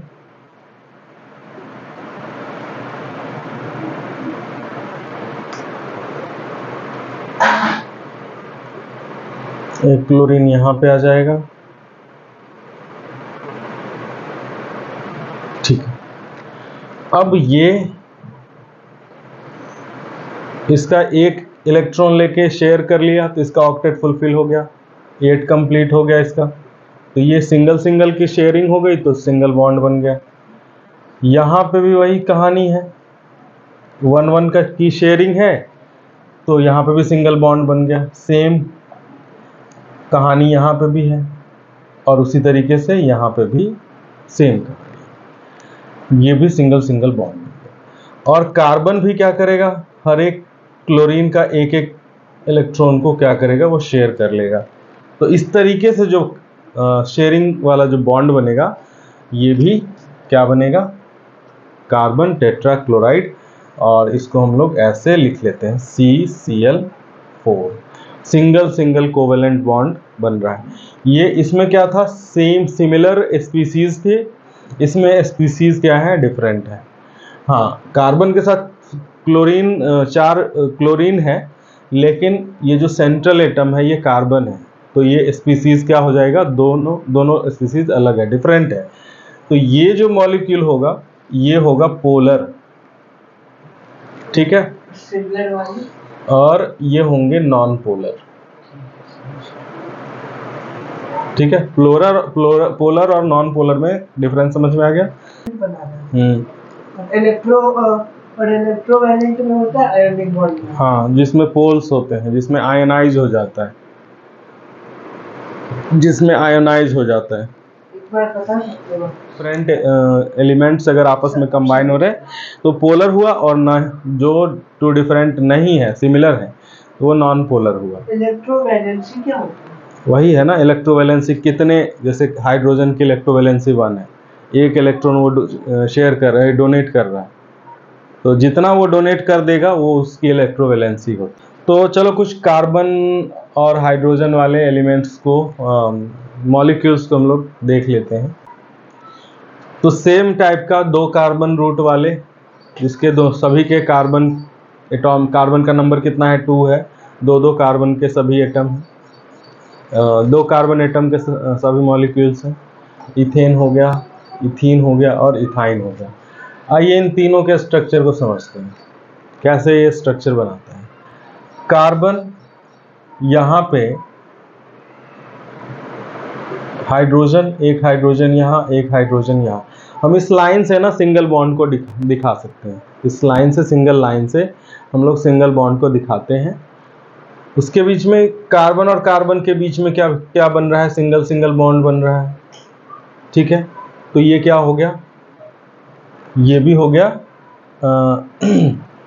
यहाँ पे 2 कार्बन और 6 हाइड्रोजन, तो ये बन गया इथेन, इथेन, ठीक है। अब दूसरा जो देख रहे हैं C2H4, C2H4 में क्या होगा, कार्बन और कार्बन के बीच में डबल बॉन्ड एक देखने को मिलेगा, और एक हाइड्रोजन यहाँ, एक हाइड्रोजन यहाँ, एक हाइड्रोजन इधर, एक हाइड्रोजन इधर, ठीक है। तो इस तरीके से ये क्या हो गया, इथीन हो गया, इथीन। इसके बीच में एक डबल बॉन्ड है, यहाँ पे डबल लाइन का मतलब है कि डबल बॉन्ड, आइए इसको समझते हैं। C2H2 यहाँ कार्बन और कार्बन के बीच में ना ट्रिपल बॉन्ड बनेगा और हाइड्रोजन एक एक हाइड्रोजन दोनों कार्बन से जुड़ जाएंगे। तो इस तरीके से ये क्या हो जाएगा, इथाइन। अब इसको, ये जो ग्रुप है ये है, इस ग्रुप को कहते हैं एल्केन। इसका जनरल फॉर्मूला होता है CnH2n+2। इस पे सेट कीजिएगा तो ये सेट हो जाएगा। C2H2n तो 2n इंटू 2 4 प्लस 2 तो 6, 2H6 हो गया। उसी तरीके से इथीन की अगर बात करें, इथीन की बात करें तो यहाँ इसका जो जनरल फॉर्मूला होगा CnH2n, सिर्फ CnH2n। ठीक है, इसको क्या बोलते हैं, एल्कीन। इसको क्या बोलते हैं, एल्कीन। और इसको क्या बोलेंगे, इसका जनरल फॉर्मूला CnH2n-2। इसको क्या बोलेंगे, एल्काइन। ठीक है, तो ये चीजें इस तरीके से कार्बन के डिफरेंट मॉलिक्यूल्स हम लोग बना सकते हैं, डिफरेंट ग्रुप के मॉलिक्यूल्स हम लोग बना सकते हैं, एल्केन, एल्कीन और एल्काइन। ये लोग को मेन इन लोग के पास प्रॉपर हाइड्रोजन का बॉन्ड नहीं मिला तो इसलिए ये लोग अपने आप ही में, यहाँ पे हाइड्रोजन की कमी है। यहाँ पे भी हाइड्रोजन की कमी है। अच्छा, जो अल्कली मेटल का जो ग्रुप है वो ऐसे ही बनता है, मतलब अल्कली मेटल है ना, अर्थ अल्कली मेटल, अल्कली मेटल, तो वो दोनों भी इसी के नाम पे पड़ा है। नहीं, हम ये देखेंगे कि वाटर मॉलिक्यूल कैसे फॉर्म होता है। ठीक है, अब हम ये देखेंगे वाटर का क्या फॉर्मूला होता है, H2O। ठीक है, तो इसके मॉलिक्यूल कैसे फॉर्म होते हैं, ऑक्सीजन, ऑक्सीजन का एटॉमिक नंबर कितना होता है, 8। ठीक है, तो इसके पास कितने इलेक्ट्रॉन्स आउटर शेल में है, इसके पास 6 इलेक्ट्रॉन्स है आउटर शेल में। ठीक है, यहाँ पे, और एक हाइड्रोजन, उसका दूसरा हाइड्रोजन इधर, ये क्या करेगा, ये आपस में शेयरिंग कर लेगा। ठीक है, ये शेयरिंग कर लेगा तो हाइड्रोजन ऐसे कंबाइन हो जाएगा ऑक्सीजन से, और ये पूरा ऑक्सीजन भी इसके साथ शेयरिंग कर लेगा। तो इस तरीके से ये जो मॉलिक्यूल बनेगा H2O बनेगा। ठीक है, अब हम पढ़ते हैं अमोनिया। अमोनिया का कम्बिनेशन कैसे होता है, अमोनिया में कैसे बॉन्ड बनता है, उसका स्ट्रक्चर क्या है। तो नाइट्रोजन, उसके आउटर शेल में कितने हैं, 5 हैं। एक हाइड्रोजन यहां से जुड़ गया, एक हाइड्रोजन यहां से जुड़ गया, और एक हाइड्रोजन यहां से जुड़ गया, ये शेयरिंग कर ली, और एक हाइड्रोजन, तीन ही हाइड्रोजन है ना, हाँ, तो ये शेयरिंग कर ली, और नाइट्रोजन भी क्या करेगा, इन सभी को शेयर कर लेगा। तो इस तरीके से क्या बन जाएगा, NH3 अमोनिया।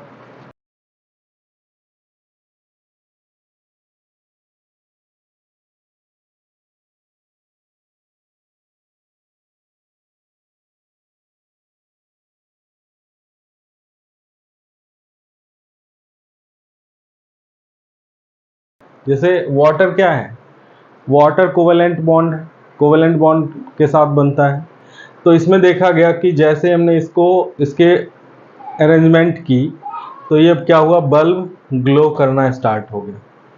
ठीक है, अब दूसरा और भी हमने देखा, अल्कोहल लेके देखा, कार्बन टेट्राक्लोराइड लेके देखा, और अलग अलग चीज़ें लेके देखी, अलग अलग टाइप के सॉल्यूशन लेके देखे। तो जिसमें हमें ये पता चला कि जो पोलर कंपाउंड थे, पोलर सॉल्यूशन थे, तो उसमें ये क्या हुआ, उसमें क्या हुआ कि ये बल्ब क्या हुआ, ग्लो हुआ। जिसमें जो पोलर सॉल्वेंट थे या पोलर इलेक्ट्रोलाइट थे, वो क्या हुआ, उसमें ये बल्ब ग्लो हुआ। लेकिन नॉन पोलर में बल्ब ग्लो नहीं हुआ। ठीक है, तो ये ऑब्जर्वेशन कि इलेक्ट्रिसिटी का क्या इफेक्ट पड़ता है पोलर और नॉन पोलर सॉल्वेंट में या इलेक्ट्रोवेलेंट में। इलेक्ट्रोवेलेंट में तो जितने भी सॉल्वेंट होंगे ना वो उसके ऊपर इम्पैक्ट पड़ेगा, वो ग्लो करेगा। लेकिन जो कोवेलेंट कंपाउंड है उसमें डिपेंड करेगा कि अगर वो पोलर है तो ग्लो करेगा और नॉन पोलर है तो ग्लो नहीं करेगा। तो ये ऑब्जर्वेशन से हमें यही पता चलता है। जैसे उसका कोई एलिमेंट होगा इलेक्ट्रिसिटी का? इलेक्ट्रिसिटी हर, जैसे मेटल में, नॉन मेटल में नहीं, इलेक्ट्रिसिटी से इलेक्ट्रिसिटी का, वो तो किसी और के साथ बॉन्ड बना रहा है, इसका इलेक्ट्रिसिटी का होगा। इलेक्ट्रिसिटी इलेक्ट्रॉन का ट्रांसफर ही तो है इलेक्ट्रिसिटी। कंडक्टर, जो भी कंडक्टिंग वायर है, जिस चीज का, जो भी मेटल है, मेटल क्या है, कंडक्टर होता है, गुड कंडक्टर ऑफ इलेक्ट्रिसिटी होता है।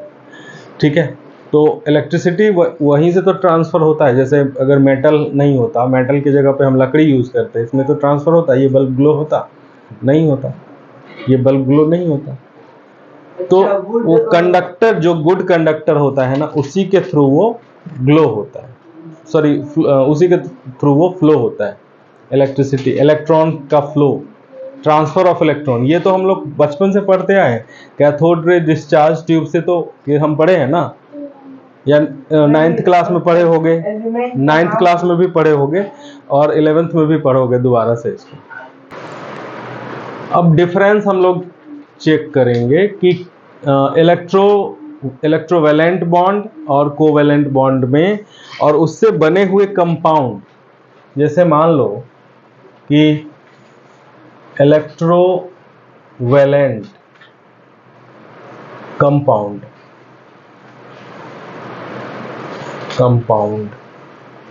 और दूसरी तरफ ले लेते हैं कोवेलेंट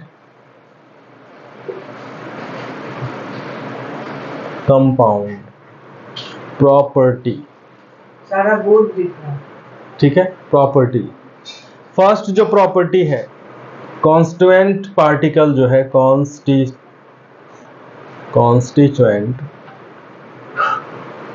कॉन्स्टिट्यूएंट पार्टिकल जो है इसके आर आयंस। इसके कॉन्स्टिट्यूएंट पार्टिकल्स क्या है, आयंस है। They are hard solids.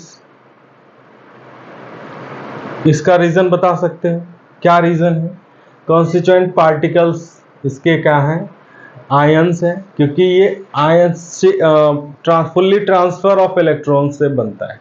ये जो बॉन्ड बनता है electrovalent, fully transfer of electron से बनता है, जिसके कारण इसके पास आयंस, इसके कॉन्स्टिट्यूएंट पार्टिकल क्या है, आयंस है। और ये हार्ड सॉलिड है क्योंकि इसके पास हायर इलेक्ट्रोवेलेंट बॉन्ड जो होता है ना, वो बहुत ज्यादा अट्रैक्टिव फोर्स होता है उसके अंदर, तो जो कि उसको हार्ड बनाता है, काफी रिजिड बनाता है। बहुत सारे एग्जाम्पल, कोई सा भी एग्जाम्पल ले सकते। Sodium chloride, NaCl।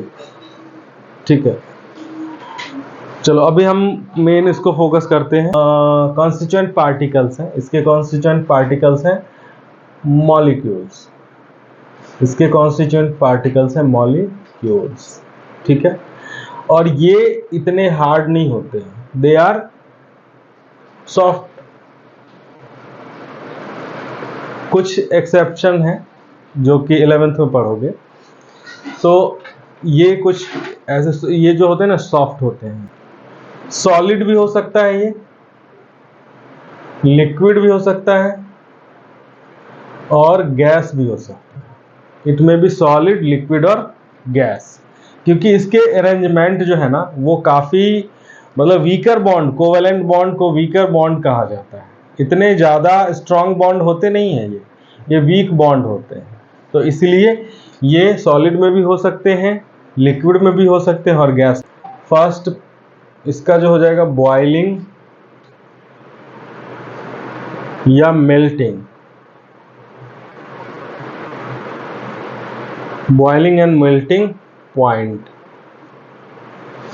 क्या होगा इसका, दे आर, ये जो इलेक्ट्रोवेलेंट बॉन्ड हैं ये है नॉन वोलाटाइल होता है, non volatile. So high melting and boiling point, melting and boiling point, ठीक है। इसकी मेल्टिंग और बॉइलिंग पॉइंट क्या होती है? हाई होती है। वोलाटाइल होते हैं, वोलाटाइल होते हैं, तो इसकी मेल्टिंग और बॉइलिंग पॉइंट क्या होती है? लो होती है, low melting point and boiling point. इसे समझ में आ जाएगा, MP melting point, boiling point. लिखते चलो। Electricity conducting, electricity conductivity,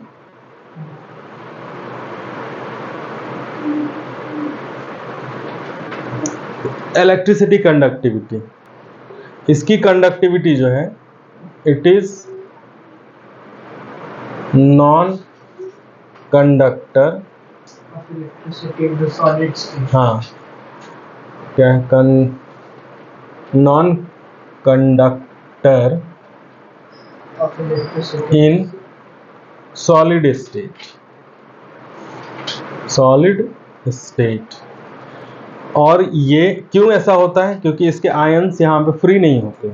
solid state में इसके आयंस फ्री नहीं होंगे, काफ़ी एक दूसरे के क्लोज होते हैं, काफ़ी इन दोनों के बीच का बॉन्ड जो होता है, इलेक्ट्रोवैलेंट बॉन्ड, काफ़ी स्ट्रांग होता है, तो इसके आयंस फ्री नहीं होते, इसके लिए ये सॉलिड स्टेट में नॉन कंडक्टर होते हैं। लेकिन एक्वस और मोल्टेन स्टेट, तो ये हार्ड कैसे होता है? मोल्टेन स्टेट में क्या होंगे? कंडक्टर होंगे। क्या कह रहे हो? तो फिर तो ये हार्ड सॉलिड कैसे होते हैं इसके प्रॉपर्टी? तो इसके ऐसा जरूरी थोड़ी ना कि हर बार ये सॉलिड ही होंगे, ये लिक्विड भी तो होंगे, ये गैसेस भी तो होंगे। जैसे NaCl का सॉलिड का मैंने एग्जांपल लिया था, वो भी एक सॉलिड है, NaCl सॉलिड है, लेकिन वो बहुत ज़्यादा हार्ड सॉलिड नहीं है। NaCl क्या है? हमारा जो हम लोग साधारण नमक खाते हैं वो है NaCl, ठीक है। उसका स्ट्रक्चर, उसको अगर हम कोशिश करेंगे तो उसको और पतला थीन कर सकते हैं, छोटे छोटे पार्टिकल्स में और कन्वर्ट कर सकते हैं। नहीं, सॉलिड स्टेट है ना वो, गुड कंडक्टर नहीं है।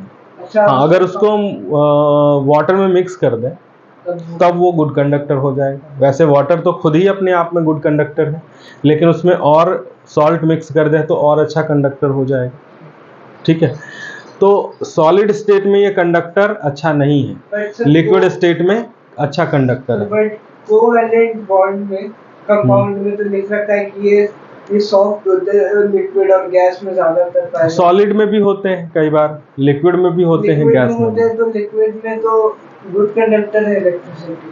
हाँ, तो इसमें पोलर और नॉन पोलर के ऊपर देखा जाता है कि इलेक्ट्रिसिटी, पोलर अगर सॉल्वेंट है तो वो गुड कंडक्टर होगा, और नॉन पोलर है तो नहीं होगा। अभी जो एक्सपेरिमेंट हमने दिखाया था, तो उसमें उस एक्सपेरिमेंट में हमने इलेक्ट्रोलाइट डाला था। इलेक्ट्रोलाइट में पोलर डाला तो वो ग्लो किया, और नॉन पोलर डाला तो ग्लो नहीं किया। इससे क्या पता चलता है? कि वो इलेक्ट्रिसिटी को कंडक्ट नहीं कर रहा। नॉन पोलर क्या है? नॉन पोलर समझाया था ना, नॉन पोलर कंपाउंड क्या है? जो सिमिलर काइंड के एलिमेंट से कॉम्बिनेशन से बना है, तो वो नॉन पोलर हो गया। जैसे हाइड्रोजन गैस के प्रेजेंस में अगर उसको इलेक्ट्रिसिटी कराएंगे, इलेक्ट्रिसिटी को ट्रांसफर कराएंगे, तो क्या होगा? नहीं होगा, क्योंकि उसके पास वो पोलर नहीं है, उसके दो पोल्स नहीं बनेंगे। और इलेक्ट्रिसिटी कंडक्ट करने के लिए दो पोल्स बनने हो चाहिए, कैटायन एनायन, ठीक है, जो कि कैथोड और एनोड से वो अटैच हो, उसकी तरफ अट्रैक्ट हो, तभी तो वो इलेक्ट्रिसिटी को पास करेगा, नहीं तो नहीं करेगा। तो उसके लिए पोलर कंपाउंड की ज़रूरत होगी, पोलर कंपाउंड होगा तभी होगा, अदरवाइज नहीं होगा। चलिए, अब इसमें चाहे वो मोल्टेन स्टेट हो, चाहे वो एक्वस स्टेट हो, they are non conductor of electricity, non conductor of electricity, electricity का नॉन कंडक्टर, ठीक है। कौन? Covalent compound. Solubility,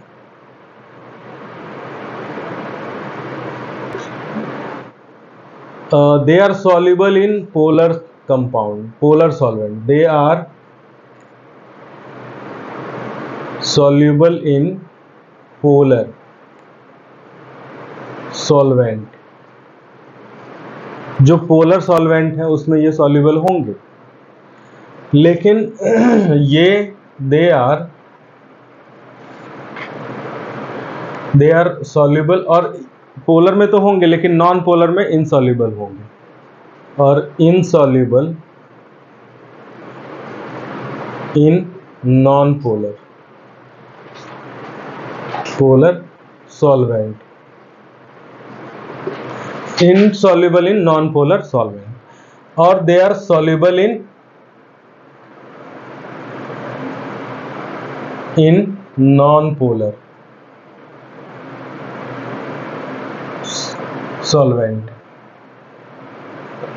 or insoluble in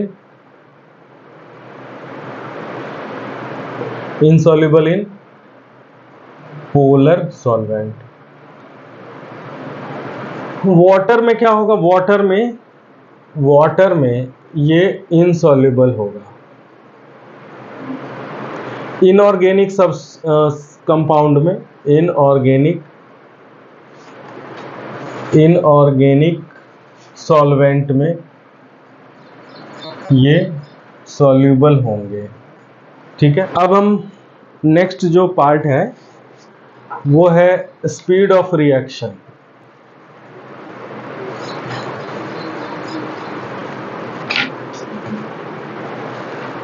fifth जो है इसका स्पीड क्या होगा? रिएक्शन स्पीड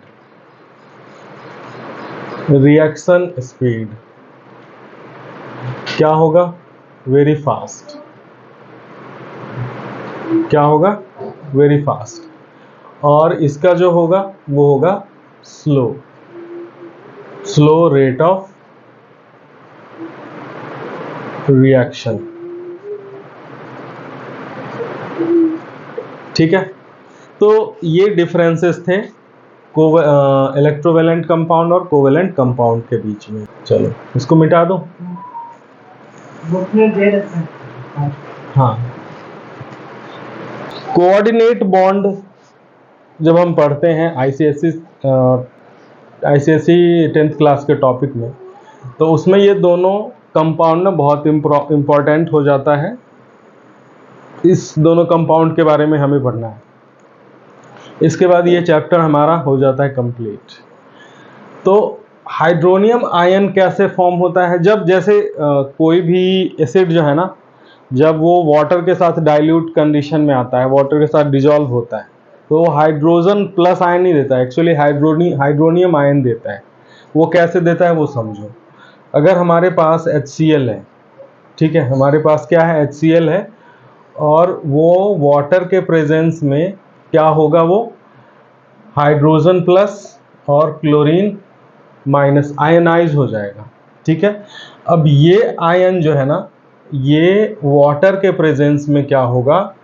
ये आयन हाइड्रोजन प्लस ये क्या होगा कि ये हमें बना के देगा H3O, ठीक है। ये कैसे बनाएगा ये हम समझते हैं।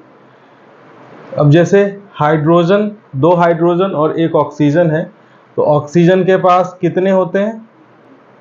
आउटर शेल के अंदर कितने होते हैं ऑक्सीजन के पास? 2 और 6 होता है ना, तो इसके पास आउटर में कितने होते हैं? 6 होते हैं। तो एक हाइड्रोजन इधर से अटैच हो जाता है और एक हाइड्रोजन इधर से अटैच हो जाता है। तो ये है वाटर का स्ट्रक्चर। और हाइड्रोजन, इसके पास क्या है? कोई भी इलेक्ट्रॉन नहीं है। ये क्यों नहीं है इलेक्ट्रॉन? हाइड्रोजन के पास एक भी इलेक्ट्रॉन नहीं है। क्यों नहीं है? क्योंकि ये जब आयोनाइज हो रहा होता है तो इसके पास ये अपना इलेक्ट्रॉन इसको दे देता है। अभी भी ये माइनस चार्ज और ये प्लस चार्ज। तो प्लस चार्ज का मतलब क्या है? इसके पास एक इलेक्ट्रॉन था, एक प्रोटॉन था, ठीक है। इसने इलेक्ट्रॉन इसको दे दिया तो इसके ऊपर चार्ज क्या बचा, प्लस चार्ज बचा। तो प्लस चार्ज का मतलब क्या है कि एक प्रोटॉन है इसके पास, से इलेक्ट्रॉन नहीं है। तो जब इस कंडीशन में आ जाता है तो ये जो हाइड्रोजन है ये कैसे रिएक्ट करेगा, क्योंकि कैसे इसके साथ कॉम्बिनेशन में आएगा वाटर के साथ। देखो नहीं देखोगे तो नहीं समझ में आएगा।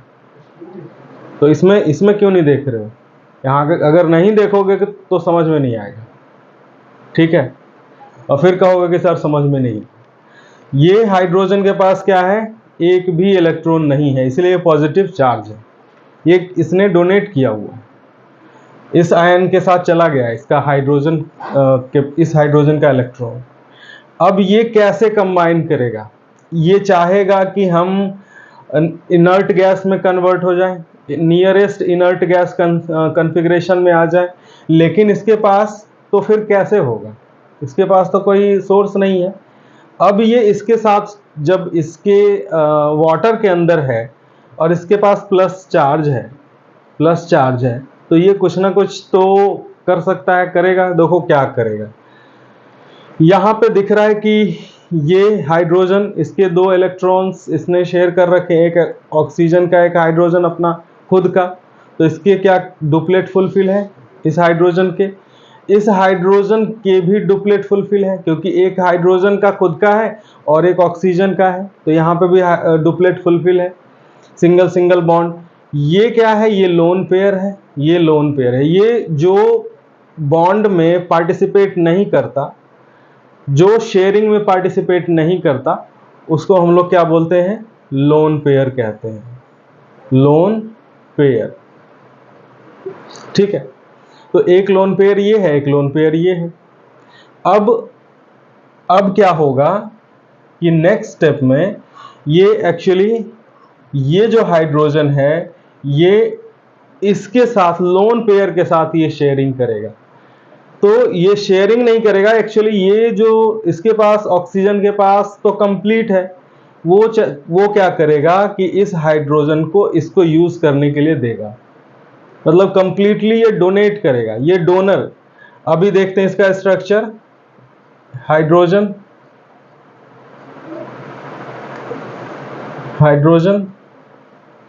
एक ऑक्सीजन का, एक हाइड्रोजन का, ये हो गया। अब ये लोन पेयर है, ये हाइड्रोजन क्या होगा, यहाँ पे आके अटैच हो जाएगा, और ये लोन पेयर जो है ना, ये ऑक्सीजन इसको डोनेट कर देगा। तो ये ऑक्सीजन यहाँ पे क्या हो जाएगा, डोनर हो जाएगा, और हाइड्रोजन क्या हो जाएगा, एक्सेप्टर हो जाएगा, ठीक है। तो यहाँ पे ये जो बॉन्ड बन रहा है, ये बॉन्ड बन रहा है कैसा, आयनिक काइंड ऑफ बॉन्ड बन रहा है इसमें। लेकिन डिफरेंस क्या है, आयनिक बॉन्ड में हमने देखा था कि एक अगर कोई देता है तो दूसरा उसको अटेन करता है, मतलब एक सिंगल सिंगल का उसमें होता है, एक वो भी करता है, एक ये भी करता है, एक वो कंप्लीट ट्रांसफर कर देता है। लेकिन उसमें दोनों एलिमेंट क्या करते हैं, पार्टिसिपेट करते हैं। लेकिन इसमें क्या है, इस बॉन्ड में सिर्फ ऑक्सीजन ही इसी का इलेक्ट्रॉन हाइड्रोजन यूज कर रहा है, इसके पास कोई इलेक्ट्रॉन नहीं। लेकिन आयनिक बॉन्ड में क्या था कि जो डोनर है उसका तो वो यूज कर ही रहा है, लेकिन खुद का भी इलेक्ट्रॉन उसके पास होता है। तो इसीलिए ये जो कॉन्फ़िगरेशन है ये थोड़ा सा डिफरेंट है, ठीक है। तो ये अब इस तरीके से बन के आ जाएगा H, यहाँ पे ऑक्सीजन के साथ सिंगल बॉन्ड, ये ऑक्सीजन हाइड्रोजन के साथ सिंगल बॉन्ड, ये जो बॉन्ड बनेगा ये बनेगा कोऑर्डिनेट बॉन्ड, ठीक है। इसको हम लोग एरो से दिखाते हैं। ये इसमें थोड़ा सा डिफरेंस क्रिएट हुआ कि ये इसके पास हाइड्रोजन के पास कोई भी इलेक्ट्रॉन नहीं है, ये पूरी इसके ऊपर डिपेंडेंट है, इस लोन पेयर के ऊपर। इस लोन पेयर को लेके ये कंप्लीट ट्रांसफर लेके ये इसके साथ अपना डुप्लेट कंप्लीट कर लिया, जिसके कारण ये एक स्टेबल कंडीशन में आ गया। तो ये जब भी कोई भी एसिड डाइल्यूट होता है, यानी कि एक्वस कंडीशन में उसको डाइल्यूट करते हैं, तो वो हाइड्रोजन प्लस आयन नहीं देता है, एक्चुअली हाइड्रोनियम आयन देता है। ठीक है, एसिड जब भी डाइल्यूट वाटर के साथ डाइल्यूट होता है तो वो क्या देता है, हाइड्रोनियम आयन देता है, आयोनाइज होके हाइड्रोनियम आयन देता है। तो ठीक है, ऑक्सीजन का क्या फायदा हाइड्रोजन को लेके? ये ऑक्सीजन का कुछ फायदा नहीं है लेकिन नुकसान भी नहीं है। ऑक्सीजन का क्या नुकसान है इसमें, कुछ नहीं। हाइड्रोजन को फायदा हो गया, स्टेबल हो गया। ये जो सॉल्यूशन के अंदर जो चीजें आई वो पहले क्या था, हाइड्रोजन अनस्टेबल कंडीशन में था, लेकिन जैसे इसने डोनेट कर दिया तो क्या हो गया, ये स्टेबल कंडीशन में हो गया। तो जब भी हम ये पढ़ेंगे कि HCl और वाटर या ऐसे जितने भी एसिड हैं वाटर के साथ डाइल्यूट होते हैं तो डिसोसिएशन होता है, उसमें ये हाइड्रोजन प्लस आयन नहीं देता, हाइड्रोनियम आयन देता है। ठीक है, हाइड्रोनियम आयन जिसको हम लोग इस तरीके से लिखते हैं H3O प्लस। ठीक है, ये है हाइड्रोनियम आयन। उसी तरीके से अगर हम इसकी बात करें, सेम कॉन्फ़िगरेशन, जैसे मान लो कि हमारे पास HCl ने आयोनाइज करके हमारे पास एक हाइड्रोजन प्लस दे दिया है। ठीक है, अगेन इसके पास कोई इलेक्ट्रॉन नहीं है और इसको हम अमोनिया के साथ रखते हैं। अमोनिया का क्या होता है, NH3 होता है। ठीक है, अब जब नाइट्रोजन की बात करते हैं तो इसका एटॉमिक नंबर 7 होता है, इसका एटॉमिक इलेक्ट्रॉनिक कॉन्फ़िगरेशन 2 और 5 होता है। इसके आउटर में हम सिर्फ आउटर शेल की बात करेंगे, उसके इलेक्ट्रॉन की बात करेंगे। तो ये एक इलेक्ट्रॉन एक इलेक्ट्रॉन एक इलेक्ट्रॉन, और यहाँ पे क्या है, इसके लोन पेयर है। ठीक है, वही कंडीशन यहाँ पे हाइड्रोजन के साथ हो जाता है। यहाँ एक हाइड्रोजन जुड़ जाता है, एक हाइड्रोजन यहाँ जुड़ जाता है, और एक हाइड्रोजन यहाँ जुड़ जाता है, और एक हाइड्रोजन जो हाइड्रोजन आयन प्लस है वो यहाँ जुड़ जाता है, और इसको ये कंप्लीटली डोनेट कर देता है नाइट्रोजन में। तो यही ये जो बॉन्ड बनेगा यहाँ पे, ये कौन सा बॉन्ड है, कोवेलेंट बॉन्ड है। कोवेलेंट बॉन्ड, ये भी कोवेलेंट बॉन्ड, ये भी कोवेलेंट बॉन्ड, लेकिन ये जो बॉन्ड है ये बन जाता है यहाँ पे कोऑर्डिनेट बॉन्ड। शेयर करता है या फिर यही देता है? डोनर डोनेट कर देता है, शेयर नहीं है, शेयरिंग नहीं है, यहाँ शेयरिंग नहीं है, ये डोनेशन है। यहाँ पे नाइट्रोजन डोनर है और हाइड्रोजन का एक्सेप्टर है, तो इसके कारण ये जो बॉन्ड बन रहा है। और यहाँ पे डिफरेंस क्या है, आयनिक बॉन्ड से डिफरेंस क्या है कोऑर्डिनेट बॉन्ड में, कि आयनिक बॉन्ड में दोनों एलिमेंट्स के इलेक्ट्रॉन पार्टिसिपेट करते हैं, लेकिन यहाँ पे सिर्फ एक ही एलिमेंट का इलेक्ट्रॉन पार्टिसिपेट कर रहा है, सिर्फ ऑक्सीजन का ही, सॉरी नाइट्रोजन का ही। वहाँ उस केस में ऑक्सीजन का था, इस केस में नाइट्रोजन का इलेक्ट्रॉन डोनेट कर रहा है। इसमें हाइड्रोजन के पास कुछ भी नहीं है, वो हमेशा वो उसके पास ना विन विन सिचुएशन है, उसके पास कुछ नहीं है, वो कोऑर्डिनेट बॉन्ड बना लिया और स्टेबल कंडीशन में आ गया। इस तरीके से ये बन जाता है अमोनिया। ठीक है, ये this is all about your this chapter. यही पार्ट बचा हुआ था जो कि आपको समझना था। अब नेक्स्ट क्लास में हम लोग चैप्टर को करेंगे जो होगा एसिड, बेसेस एंड सॉल्ट्स।